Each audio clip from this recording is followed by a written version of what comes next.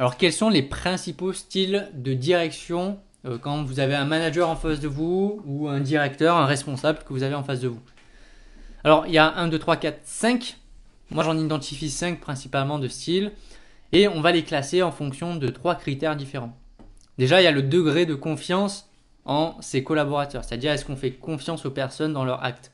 Par exemple, la personne qui est directive et autoritaire, elle va accorder aucune confiance. Donc ça veut dire qu'elle va systématiquement contrôler le travail de tout le monde. Elle va pas déléguer ces différentes choses. Par contre, le délégatif, lui, il va avoir une confiance vraiment totale en son équipe.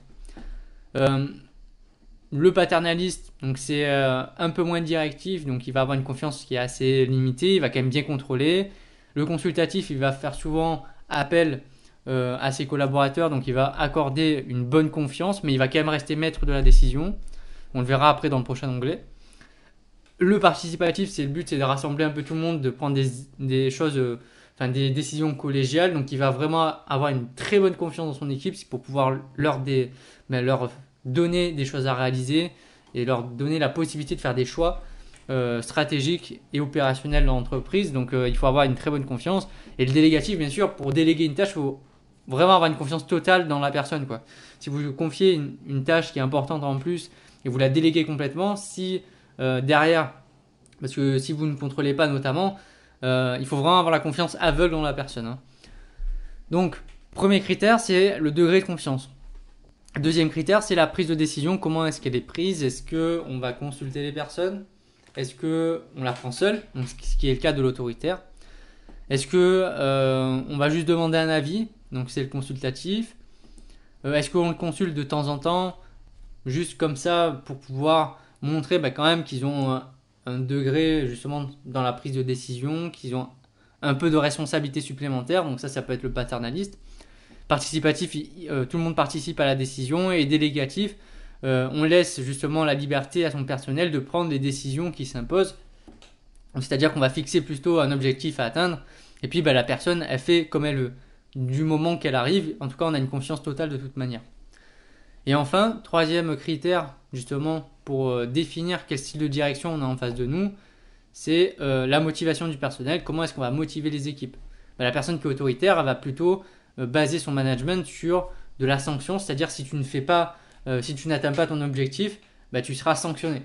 Ou si tu n'atteins pas ton objectif, le jour férié, tu le travailleras par exemple, si c'est légal bien sûr. Mais en tout cas, c'est basé sur la crainte et la sanction. Le paternaliste, bien sûr, vous comprenez bien que c'est l'entre-deux, hein, c'est-à-dire c'est à la fois un petit peu autoritaire, mais pas trop. Donc il y a fait une alternance entre de la récompense et de la sanction. Le consultatif, c'est plutôt basé sur vraiment l'esprit d'équipe. Donc on est une équipe, on va se consulter ensemble, mais je vais quand même prendre la décision moi-même. Le participatif, c'est vraiment prise d'initiative, donc vraiment ça motive le personnel, le fait de confier des responsabilités et de prendre des décisions, et de les impliquer, ça va les motiver. Et le délégatif, c'est vraiment basé sur la responsabilisation du personnel, donc confiance totale. Donc ça va motiver le personnel dans le sens où cette personne elle va pouvoir faire un peu les choses à sa manière. Et on sait tous que quand on fait à notre propre manière, c'est toujours mieux que celle des autres. Donc c'est pas mal. Donc vous voyez bien un peu le cheminement, comment est-ce qu'on définit des styles en fonction de 3 critères, le degré de confiance, la prise de décision et comment est-ce qu'on va motiver le personnel. Après ça va de autoritaire à délégatif.